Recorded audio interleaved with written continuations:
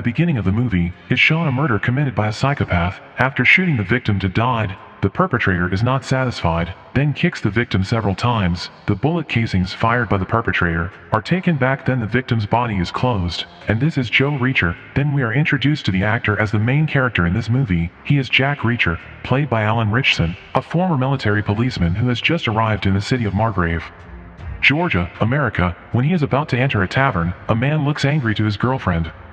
For Jack, such acts do not respect women. No need to act more, and Jack just stared at the man. At that moment, the man immediately apologized, entered the shop, and a cup of coffee and food was immediately served to him. Just about to taste the food, suddenly police cars appeared to surround the shop. Jack had looked around the shop, but no one was suspicious. That means the policeman intended to arrest him. Feeling no guilt, Jack did not put up a fight when the police arrested him and brought him to the police station on suspicion of murder. A policewoman named Roscoe collected data on his identity. Jack did not want to speak at all, even though did not want only mentioned his name. Apart from a passport and $200, the police found an award medal in his trouser pocket. The head of the detective, Oscar Finley, conducts direct interrogation of Jack.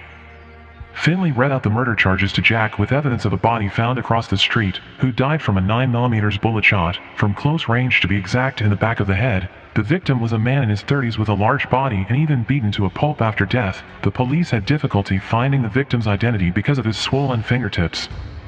Finley intends to call a lawyer, but Jack refuses because he doesn't feel like he killed anyone. Meanwhile, Roscoe finds something strange because she doesn't find Jack Reacher's identity at all on any social media, such as Facebook, Instagram, and others. The only records Finley held to note that both of Jack's parents had died and he had only one older brother who was 2 years apart in age.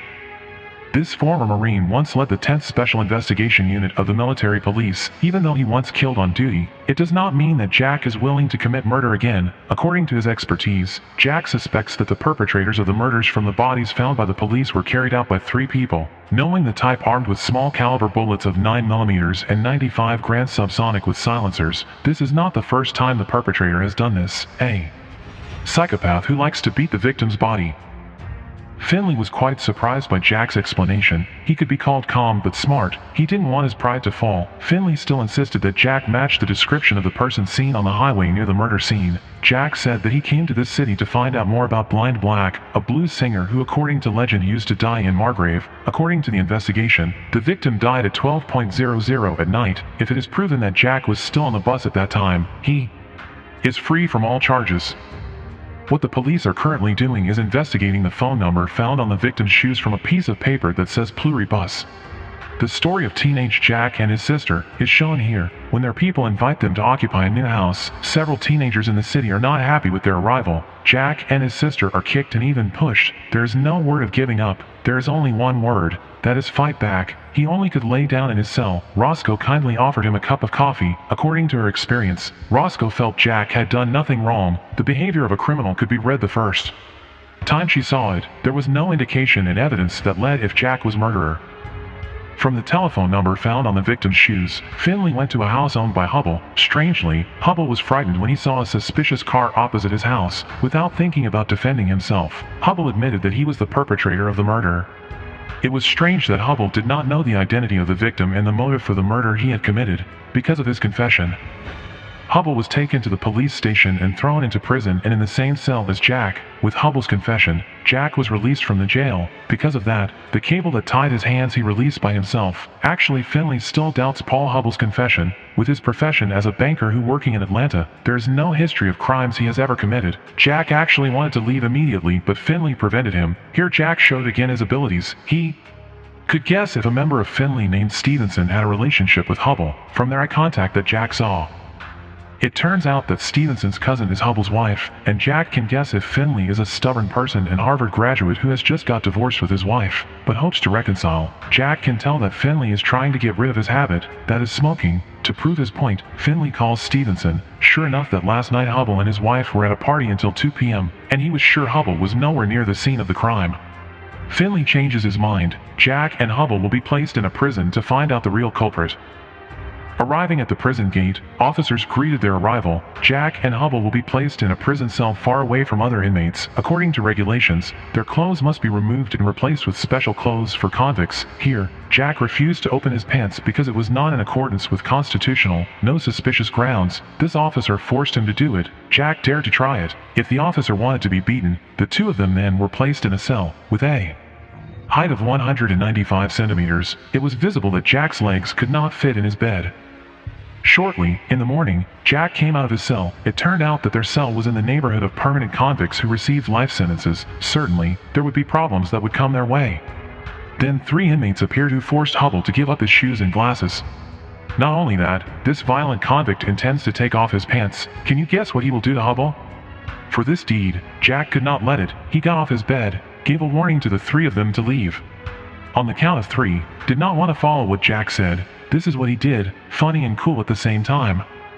In that prison field, Hubble revealed a fact. If he was just a financial manager who was forced to help his bosses with financial schemes, if he refused, he would be killed. Since being in that prison, Hubble did not want to be far from Jack, even when he entered the toilet. Even though he continued to be beside him, the second problem came again. This time 5 big people entered the toilet to get rid of Jack. Jack gave another chance to them to go on the count of 3. He had not finished counting. This is what happened. Jack managed to beat 5 people at once, even one of their eyes plugged in by Jack. Prison officials immediately came and were surprised to see Jack's toughness. Jack and Hubble should have been placed on the top floor, but instead they were placed in a public place. Back to Finley. Jack's words were true. Finley tries to contact Sharon to get him reconciled. Soon after, Roscoe brings Reacher's military history list that she got from Washington, D.C. Jack is a West Point graduate with a Silver Star, earning the Legion Soldier's Medal of Merit, Bronze Star Soldier Award Medal, 2nd Silver Star. Not only that, in a mission Jack went back and forth to save 12 of his comrades in an explosion. As a military policeman, Jack managed to solve 150 cases very well. Finley seemed wrong to imprison someone, felt annoyed. He opened his drawer to take back his cigarettes. Back at the prison, while enjoying breakfast, Jack already suspects Spivey's officers deliberately put them in the general population cell, on the orders of someone in power. Shortly, they are both released again. Hubble is picked up by his wife while Jack is picked up by the beautiful policewoman who idolizes him. Roscoe shows the video when Jack was on the bus on the night of the murder. This evidence confirms that Jack is innocent. Jack intends to leave this city, but, before that, Roscoe invites him to dinner. Before that, they also stop at a thrift store to buy clothes that, according to the contents of Jack's wallet, Jack took the time to walk in the middle of town and then entered the barber shop. A suspicious car was seen following him. The barber man told him about the Margrave City. A billionaire named Kleiner founded several elite companies in this city. The Kleiner Foundation he built helped fund the city. It turned out that the car that followed Jack belongs to Kleiner Jr. and his crazy cousin Dawson. Jack immediately goes to them asking what they want from him. Kleiner Jr. seems to already know about the case that happened to Jack, including his identity as a former military man. We don't know what his purpose is. They dare to threaten this former military police. Were they involved in the murder, including the attempted murder of Jack in prison? Why is Jack considered a threat for them? Back at the police headquarters, Roscoe informs Jack about finding another body with gunshot wounds from the same caliber bullet. Jack is invited to see the body. While listening to the autopsy results from the forensic expert about the victim's swollen hand, Jack feels there is something wrong. According to him, the first victim was allergic to latex. The perpetrator deliberately used polyvinyl protection to avoid blood DNA. The victims who experienced it triggered swelling of histamine reactions. The victim's dental treatment was arbitrary because the victim's place of residence moved. The victim's right arm was broken at the age of 8 and was treated in Berlin. And several other facts about the victim. Jack knew all of this because it turned out that the victim was his own older brother, namely Joe Reacher. When he was sad over the loss of his older brother, Finley still talked a lot and asked about Jack's intentions and purpose in coming to this city. Roscoe intervened in the argument between the two of them. Since then, Jack promised to kill all the perpetrators who were responsible for his brother's death. Roscoe is assigned to supervise Jack Reacher, who intends to investigate the perpetrators of his brother's killer. The two of them return to the Hubble house to seek clues from his wife. His biggest question: why did Joey Reacher have Hubble's phone number? Jack pretended to want to go to the toilet, even though he was looking for clues in the shoes room. from Hubble's shoes, Jack found a small seed that stuck. After that, two of them left again. Jack concluded that Hubble was part of the perpetrator's target. It was proven that while in prison, they were clearly targeting the currency expert. Now there is a possibility that Hubble is on the run or it was caught. The agrimonia seed found in this Hubble shoes was in the vicinity of the plant where Joe Reacher was killed, which means there is a possibility that Hubble was at the scene of the murder at the time of the incident. Shortly, the two of them returned to the place of the murderer. Jack tried to describe the situation that occurred at that time. According to Jack, one of the perpetrators was a reliable shooter. The reason was based on the second victim running in the dark, with a silencer that was difficult to accurately shoot, but the shot could be precise target. With his expertise and experience, Jack was able to describe Joe Reacher's position from the shot trail. During the incident 2 days ago, the moon was estimated to be 26 degrees further west. The perpetrator managed to shoot Joe Reacher while he was hiding in the dark in the bushes, revealed if Joe Reacher worked in the Department of Internal Security, which covers many things including terrorists, drugs, weapons, and borders. It is not impossible that this murder is related to Joe Reacher's job. Jack didn't know which division Joe Reacher was on duty, because it turned out that it had been a long time they never had spoken each other. Jack then went to a motel to rest. From a distance, Roscoe was still watching him. It turned out that 4 thugs who were around this motel were trying to disturb Jack. His instincts as a former investigator he never let go. He suspected that this group of thugs had been waiting for him all along, knowing from the 2 empty packs of beer around their car. They claimed to have been paid $100 by Kleiner Jr. to attack Jack. Jack actually didn't want to serve them, because they had dared to throw a bottle at him. This is what Jack did. In a second count, these 4 people were immediately defeated. Roscoe was shocked when she saw Jack's ability. That night was shown the 4 perpetrators of the murder entering a house complete with special clothes. In the morning, when he was about to continue the investigation, Jack saw a dog that looked thirsty. The owner admitted that he had given the dog a drink this morning, but Jack was not stupid. He saw that the dog's food was empty and dry with no trace. Jack was shocked when Roscoe told him that Morrison had been murdered at his house. Had just arrived in front of Morrison's house. Jack already suspected that the police chief's body was hanging on the wall. Jack said the allegation was related to what he heard from Hubble while in prison. Hubble's superiors threatened to hang his body on the wall if he didn't want to carry out his orders. It was proven when he saw the body of the Morrison was really terrible, the actions of a very heinous psychopath. Jack suspected that Morrison and several police at the police office were involved in bribes with the perpetrators of crimes. Because Morrison did not want to do what they ordered, he was immediately killed. If they dared to kill the head of police, it is certain that these criminals are not ordinary people who have very strong influence. Therefore, he asked Finley and Roscoe to be aware of Stevenson's movements and Baker's. Jack and Roscoe returned to Hubble's house to confirm his condition. According to Jack's estimation, Hubble's position were unknown. His wife was very worried about her husband's safety. Roscoe decided to protect Hubble family while Jack borrowed Hubble's car to continue the investigation with Finley in the garage. Meanwhile, Jack had seen a bag that said Axis Financial Outing Golf. There was no gun. Even a penknife was enough for him to defend himself. Finley should have been appointed to become the chief of police, but strangely, Mayor Teal appointed himself to become the interim police chief. That means the mayor is also involved with these criminals, who are allegedly also bribed by them. Some residents seem unsure and pessimistic about this mayor. Besides giving innuendo to Finley as the chief detective who is incompetent with his duties, some residents question Reacher's arrival at in this city, a well-known businessman named Kleiner. He made sure Reacher was not involved because his own brother Joe Reacher was a victim. With a bit of arrogance, Kleiner admitted that he had poured out a lot of money to rebuild this city, so he promised to spend more money to help the police to solve this case. After that speech, Finley asks the new chief of police for permission to conduct an investigation into this serial murder case, to find a pattern that the perpetrator is using. Teal aka Mayor pretends that he assumes the Morrison murders are not connected to the other murders. Therefore, Finley is assigned to examine old files on the most powerful criminals Morrison has ever arrested, then released or paroled. Jack assumes that if Kleiner was involved in this murder, according to him, people with lots of money and power are rarely clean-hearted and therefore need to be investigated. In front of the police chief, meanwhile Finley and Roscoe must show performance according to the directions, but, behind them, they are still working together to investigate the mastermind of all this. To protect the Hubble family, Finley will enlist the help of his friend Picard, an FBI agent on duty at the Atlanta branch. Finley is absolutely certain that Picard can be trusted. Besides having known him for years, he is also the one who gives him advice and says don't work at the Margrave.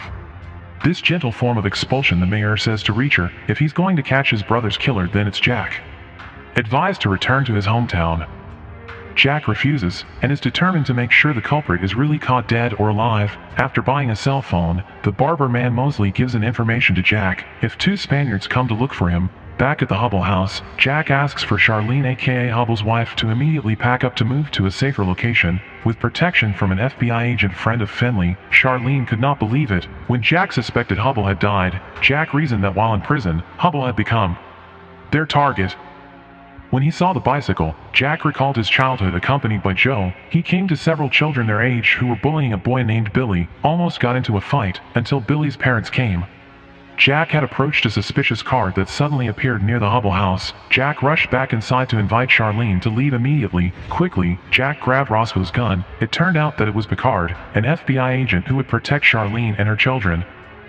Jack resumed his investigation by planning to meet the prison guard Spivey. Because he was one of the keys to this case, Jack pretended to call him on behalf of Chief Detective Finley. He invited the guard to meet at the Blue Cat. Because Jack Reacher was suing him for a case of the prison beating that night, Spivey already suspected that it was not Finley, but Jack. That's why he had prepared a countertrap for Jack. Two gunmen pointed guns at him and forced Jack into the trunk. Jack refused.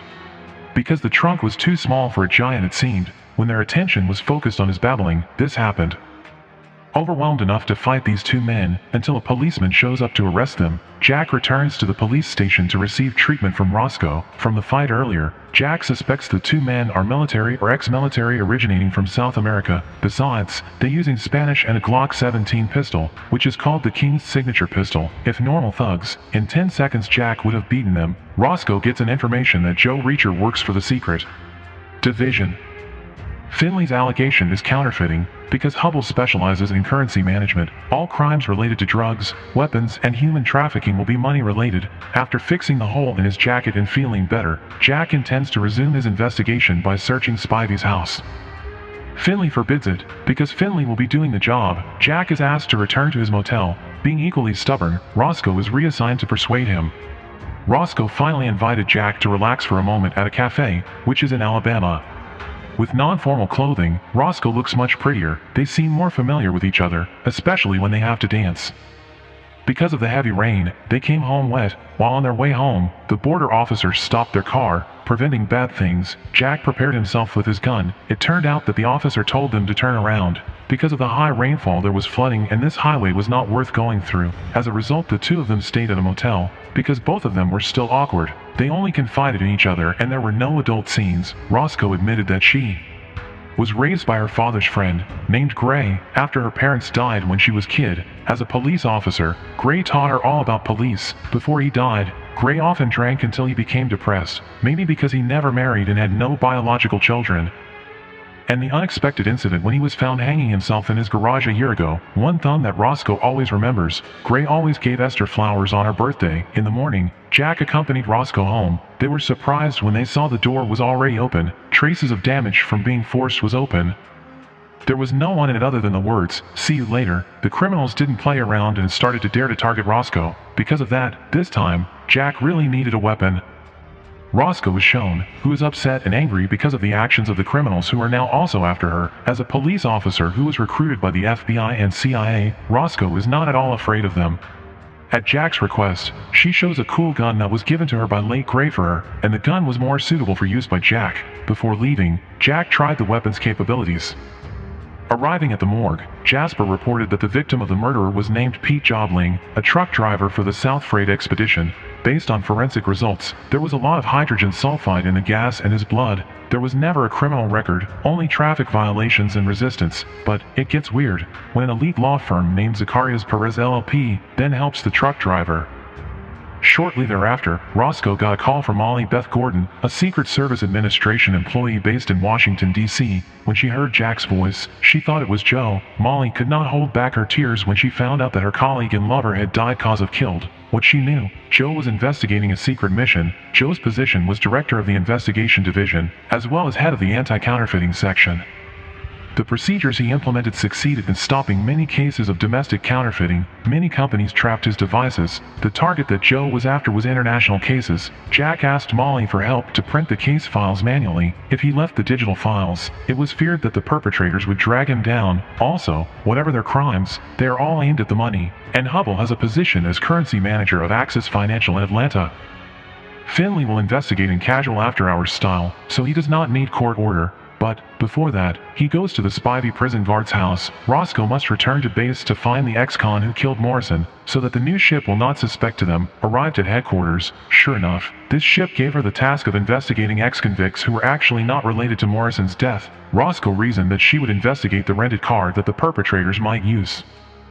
Stevenson asks where Hubble and his cousin are missing. Roscoe admits that she doesn't know where they are. She answers that because she is suspect Stevenson is involved in bribery with the criminals. Finley enters Spivey's house, which is outside Margrave. Unfortunately, a neighbor who saw the arrival of Finley felt suspicious, then reported it to the local police. The prison guard was not there, and when Finley did a search he found a cell phone. The last call on the cell phone was to the Kleiner Industry Company, but suddenly this happened.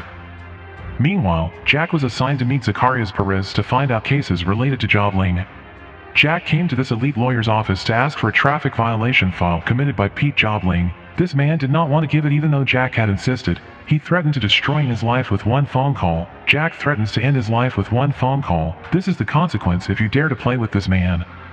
Jack finally managed to get the file. Meanwhile, Finley had just been released from the Elton police detention cell after they realized they had caught the wrong person. With blood still flowing from his nostrils, Finley looked annoyed at the two policemen who beat him. Roscoe, who came immediately, picks up Finley, vents his anger on them, mistaking Finley for a thief. Finley thanks Roscoe for defending him, but condemning their actions is a sign of weak mind and character. The three of them gathered again at a diner. Jack got information if the boss of the dead truck driver was contracted by Kleiner Industries. The question, why did Kleiner pay attorney fees for the driver? With Finley's findings, if Spivey communicates with Kleiner, does that mean the Kleiner company is involved in counterfeiting with the resources and power they have? The potential for that to happen, and that's something they should investigate further. Jack plans to do it illegally, breaking into the Kleiner company to get evidence that they are most likely criminals. Finley disagrees with Jack's brutal way of doing it until the two of them argue and fight again. Roscoe returns to mediate between them. After making up again, Jack and Finley continued the investigation. In the middle of the trip, Jack took the time to give food to the dog, which he previously found was not given a drink. When the owner appeared, it turned out that he admitted that the dog belonged to his uncle who had died. He was only forced to accommodate the dog. This man also kicked Jack out of his yard. Supporting Jack's actions, Finley threatened a fine of $500 and 10 days in prison for being proven neglecting animals. Arriving at the Kleiner Industries company, the two of them did not see any CCTV cameras. It was seen that several workers were moving a large amount of animal feed. A woman then guided them to meet Mr. Kleiner. Upon entering the lobby, Jack noticed several displays of preserved animal heads. In conclusion, the Kleiners were great shooters. When meeting Kleiner, Finley asked for an explanation regarding the phone call Spivey made to his office. In addition, the late Pete Jobling was a former truck driver for Kleiner Industries. Finley asked for clarification and explanation of their relationship with Kleiner. The Richmond of Margrave, aka Kleiner, then replied, "Nothing special. Pete is just an ordinary driver, and it is their responsibility to provide legal protection for workers, whereas Spivey, he suspects he may have friends in the company, so calls the office number." Finley is not satisfied with the answer. Kleiner feels insulted for being suspected after his sacrifice for this city was so great. Finley tries to hold back when he mocks Finley's lavish education at Harvard, only ends up being the local cop in this small town, not to mention that the townspeople don't appreciate it. Kleiner gives Finley unethical advice to close this case. Finley's patience has run out. He threatens to beat him with his own feet until his heart stops if Kleiner dares to dictate the investigation process, especially if it is proven that he is involved in this case. Hearing Finley angry, Jack just smiled sarcastically, so they were both forced to leave. When they left, Jack repeated Finley's words if swearing is a sign of weak mind and character. Jack was happy if Finley was much more aggressive. He believed Kleiner was a bad man who should know that they could be punished too. Jack thought back when two soldiers came to investigate the case of beating Curtis Bishop, a teenage perpetrator who bullied young children. Jack actually did it, but Joe claimed it to protect Jack. Joe did this because he loved Jack, as did Roscoe. Finley had to leave his house to find a safer place, because he didn't want his fate to be like Morrison's. When Roscoe came to Finley's house, Jack asked again because he felt it was odd that the amount of food stock that had come to Kleiner was so much more than the number of cows they had. Roscoe considered that it was still reasonable, because almost all Georgia residents have cows. Tomorrow, the three of them will occupy a motel to prevent threats from dangerous criminals. Tonight Jack plans to find Spivey back in Blue Cat, or at least looking for clues to his whereabouts, because he is one of the keys to this case. Roscoe intends to go to shop for her needs. When she is about to back home, Kleiner Jr. is already waiting for her. Kleiner Jr. has followed where Roscoe is going and also who is close to Jack lately. He reminds Jack past while on duty in Baghdad which killed innocent civilians. Because of his connections, Jack was released from the lawsuit. But the story never went away. He thought Jack Reacher was a murderer and because of that, Roscoe didn't deserve to be around him, as if jealous. Kleiner Jr. said he would protect Roscoe. Roscoe didn't care about what he said and left immediately. At that night, Finley met a high-ranking Axis Financial where Hubble worked. Finley claimed his name was Steve. He was trying to gather information about Hubble's work. While enjoying her shooting, this woman told him that Hubble had left without notice a year ago and its currency division was disbanded. In essence, Axis Financial no longer has currency operations. Relaxing in a bar, a woman seems to be trying to approach Finley. Even though he is divorced, Finley admits that he cannot let go of his love for his ex-wife and because of that, he feels that he is not the right person for her. Jack entered the Blue Cat. An old man was given money by Jack so that Jack could get information on Spivey's whereabouts. Had not had time to answer, came a burly former boxer who claimed to be a friend of Spivey, but he would not tell where he was. Wasted no time. Jack immediately taught him without resistance. People it says that Spivey was brought in by the Spaniards in great haste. Jack drives back, but as he gets into his car, he sees a suspicious car behind him.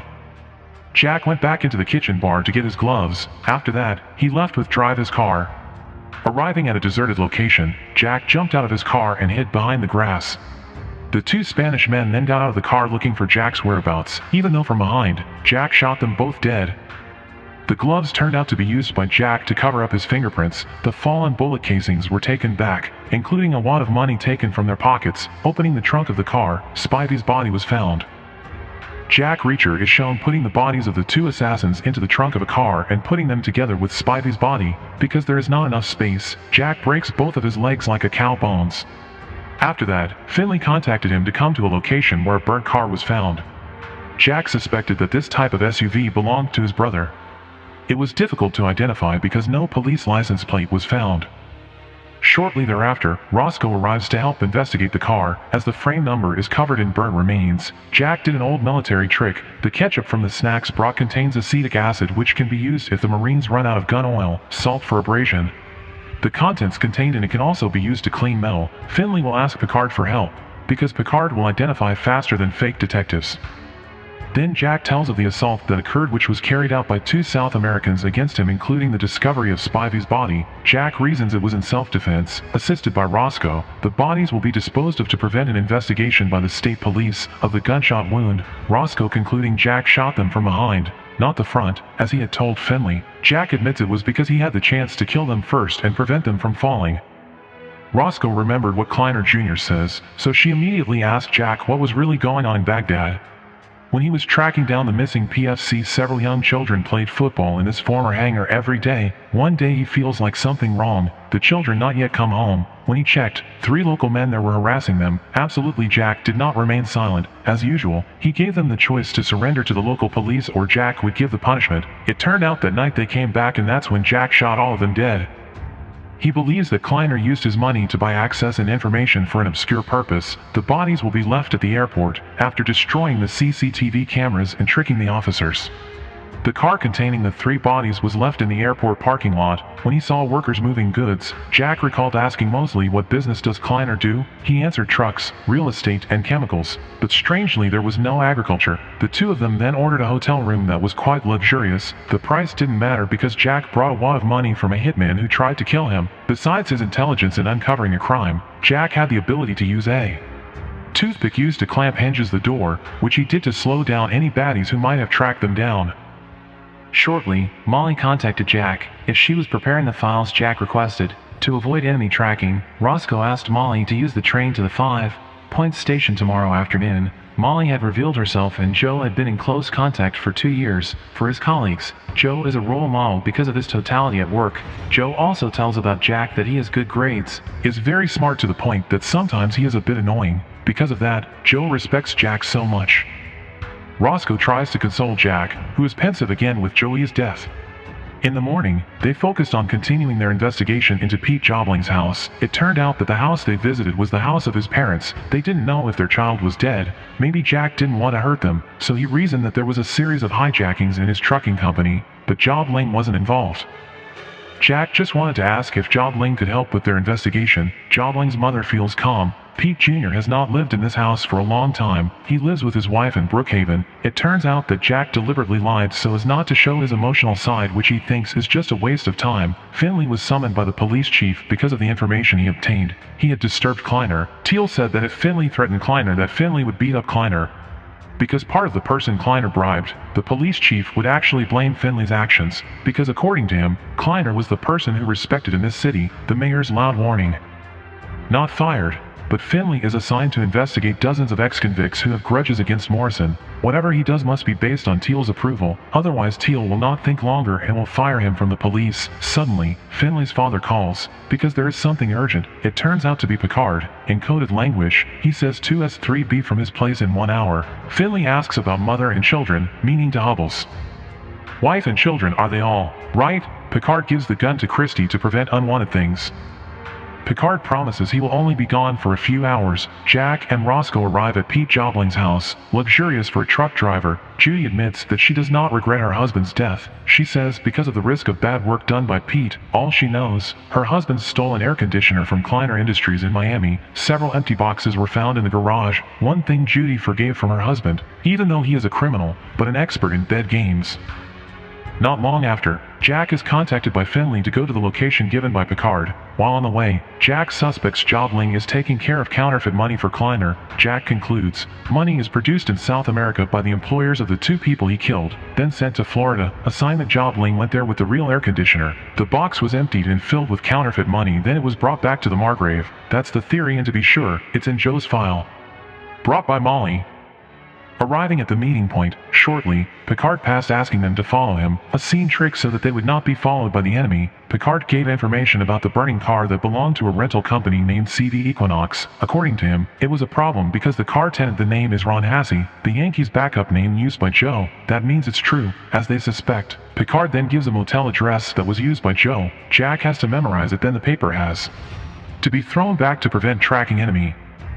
When they came to the motel, they were 20 minutes late, because someone had taken Joe's bag. Jack suspected that Joe would leave clues for him. Sure enough, a piece of clothing was found in a trash can that Joe deliberately threw away so that his younger brother would find the clues he left behind. From one of his pockets was a piece of paper that said Jobling's Garage, Kleiner Gray's file. But suddenly, Jack and Roscoe are attacked unexpectedly, then they are scattered.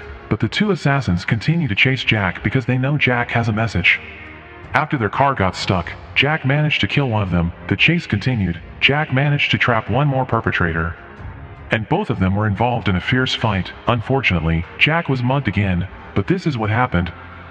Roscoe shot this second perpetrator. Roscoe immediately slapped Jack. She was disappointed and worried because Jack deliberately diverted their attention to chase after him. Jack did that because he loved and cared about her. Finley suspected that the leak of the motel location because Stevenson knew about the conversation on call between Finley and Picard. There are many other possibilities, including Kleiner assigning someone to keep an eye on them. Jack finds surveillance equipment in Spivey's car. There is a possibility they used a satellite dish microphone. But Roscoe still doesn't believe that Stevenson is corrupt. Jack recalls his little story when he was reported for hitting a general's child. Even though it was self-defense, it seems the general has a grudge and would seek to demote their father, cut his salary and transfer from Okinawa to bad service in Germany. As a result, their father disliked Joe when it was Jack who did it. At that time, Joe said his instinct was to shut up and shut up, gathered in a house. Now they had to decipher the clues found from Joe's clothes, and this operation was called E pluribus unum. Some initials and telephone numbers were written on the paper, like PH, which means Paul Hubble. Then there's WB and SC. Jack admits that he led an investigation with the Air National Guard in Memphis. According to him, the area code JW901 there, Jobling's Garage, the Kleiner Gray file that they had searched, there was no clue there. They then divided the task of calling the telephone number listed on the paper. The telephone number Jack called was the American Environmental Protection Agency. While Roscoe got a tip that WB was William Bryant, an economics lecturer at Princeton, he would be back in 3 days from a conference in Europe. The same with Finley, who was directed to the Faculty of Economics in Columbia, and SC was Professor Stephanie Castillo, who going home 3 days from the same event. Jack will investigate the agency, because corruption agents at the federal level are more dangerous than lecturers. Jack then contacts an agent he really trusts to help with this investigation, her named Neagley, Jack's former employee. After telling the story of his brother's death, Jack asked Neagley to investigate the number of the EPA office in Memphis with the initials JW. After they went to the train station at the airport to pick up Molly, they saw Molly get off the train, but within seconds Molly was gone. Jack found Molly's bag in the rail area, but it was empty. While tracing the rails, he found Molly covered in blood. With Molly's death, the only clue to uncover this organized crime of counterfeiting money was lost. Will Jack be able to solve this case, to avenge the death of his brother and loved ones by Joe? Jack Reacher and the team continued their investigation after the accident that killed Molly. The counterfeit mafia was so highly organized that they were able to track down their informants who they were clearly trying to protect. The temporary conclusion they could draw was that the Margrave police were already corrupt, and still obvious, with the Atlanta or Georgia police. Even the Federals have been infiltrated by bad officers. Jack asked the car to pull over, because seeing the condition of the dog that looked weak, Finley, who already knew the story, also got out of the car. It turned out that the chain that tied the dog's neck was too narrow. When the owner of this house appeared, Jack, who was annoyed, immediately hit him. They finally took the dog away. Roscoe could only smile seeing the cohesiveness of Jack and Finley, who had always fought before. They would send the dog to the shelter, and after that Jack would be taken to the Hubble's house to get a new car, because the previous car he used full of bullet holes. Jack finally finds Hubble's new car that is much cooler.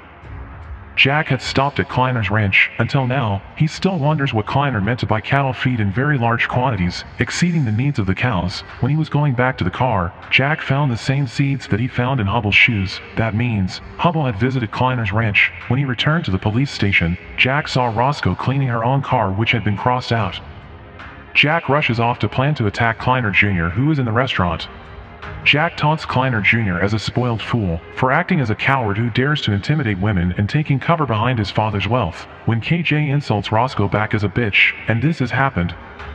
Even though it was 3 against 1, Jack easily attacked them. Finley and Roscoe, who had just arrived, immediately drew their pistols, because KJ was pointing a knife. At the same time, Kleiner appeared to tell his son to calm down. Finley did not want to accept orders from Kleiner to expel Jack from this town, because Kleiner was not Finley's boss. Roscoe immediately took Jack outside, after a resident testified if he started the riot. Without going into details, Jack did this because he cares for Roscoe as Molly does for her sister. Shortly thereafter, Roscoe received a call from Teal that she was fired just because he said that Joe's car license plate matched the prisoner's rental car. Even though the car was found without a license plate, the excuse was solely used because he was suspicious of the investigation which Finley and Roscoe did. Even though Jack had punched Kleiner Jr., he survived the lawsuit because Kleiner didn't want a trial that would give Jack a chance to defend himself. If that happened, Jack would take advantage of the employee list and financial books at Kleiner Industries. While waiting for the return of the lecturers from Europe, Jack remembered the files or diaries that might have been left behind by Roscoe's late adoptive father. Jack went back to checking the box of weapons given by Gray. From the box, he found a hidden mini drawer that contained a key. The question, what is the key to open for? From Roscoe's story, apart from the police station and her house, once a week, the bald-headed Gray often visited Mosley's barber shop. Their guess was correct. Mosley kept a large box left by Gray that was entrusted to him. In that note, Jack returned to discussing his cattle ranch belonged to Kleiner with a total of 116 cows, but the amount of feed is much larger. Even though she was tired of hearing Jack's story, Roscoe remembered her uncle who had 120 cows that had to be reported to the state. According to Jack's assessment, Kleiner deliberately owned 116 cows to avoid inspection and required reporting of the amount set by the government. The big question, what is that much feed for? Continue. Gray, who carefully kept this SPT file, was similar to a complete forensic